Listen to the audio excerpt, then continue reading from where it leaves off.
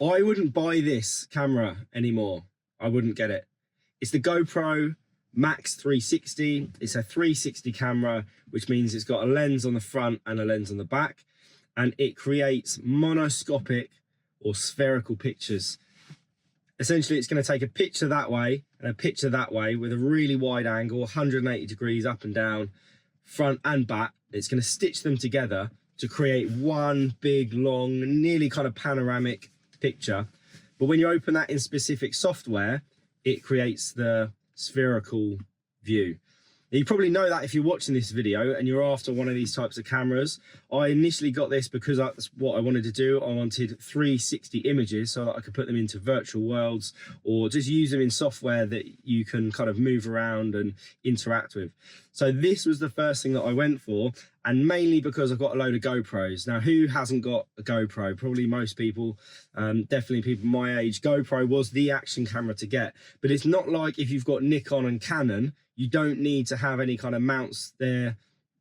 These are interchangeable really. So you could have a GoPro, normal action camera, and a completely different 360 camera, and you can stitch the footage together. You wouldn't really notice.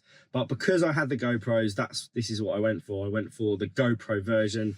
And to be honest, when I looked at all the reviews, there wasn't anything too different, too dissimilar. And Insta360, the other brand that's doing 360 cameras, or the main brand that is doing them, there wasn't really too much that was different from the others. And Insta360 was an emerging brand, so I wasn't too sure about it. But now that I know what this is up to, I would go for the Insta360. The main reason is because some of the software and some of the extra features isn't quite there with this camera.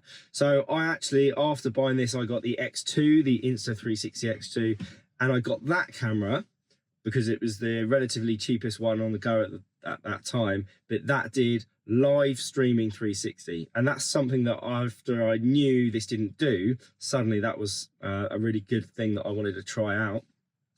And the other thing is that the newest Insta360 is 8K. This I think is 5.7, which isn't too bad, but as soon as you blow a 360 image up and have it in a headset especially, you start to notice things. So the bigger the camera, the better the resolution, the better the image quality will be when you've got it in a 360 headset, or if you've got it on YouTube and you're spinning around on a big screen, you'll start to notice these things. The other thing that happened with this is that in a really cold exposure test during an exercise, we ran this for nearly 2 hours, I think. And this was on in a really important position, and all the footage disappeared, completely gone. Check the card, nothing on there. We had about 30 to 40 seconds of footage after someone had pressed the record button, and then it had all gone. So that could just be due to the cold exposure. It could be software error. It could be a card problem. I don't know. But there are some good things about this camera. So if you've suddenly been given this camera, or you've bought it already and you're just wondering what other people's opinions are, it is good enough to do what you want it to do, which would be 360 images, 360 video. I've definitely seen this camera on Mr. Beast's channel hidden around in corners and kind of in the shot every now and again, where what they'll do is they'll stick it somewhere where they're not too sure where the action's going to happen. And because this creates a 360 view in the editing process later, and obviously Mr. Beast doesn't do 360 videos, he does normal 2D videos, they can cut the shot to wherever it is. So essentially what you're doing is creating a huge global view, a global action shot, and then later on you can cut it down. So the software on here isn't too bad. The touchscreen is a little bit too small. The Insta360s are making bigger screens now, just so you can use your fingers to select and click things on the touchscreen.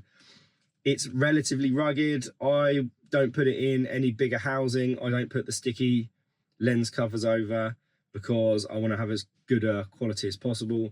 The battery lasts pretty well. I've not had any problems with the battery. The only thing, as I said, was that one kind of time where the software glitched out, maybe due to the cold exposure, and I lost the footage. Everything else about this is relatively good. I've not had any problems with it. Nothing's broken on it. I have put an extra mount on the bottom so that it can go on a monopod easier than using the GoPro standard mounts. But my general opinion is that GoPro is starting to slow down all of its innovative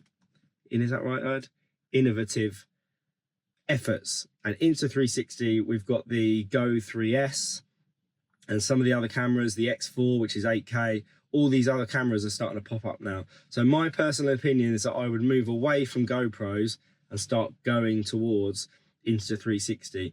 That's their whole general philosophy, is 360. That's what they've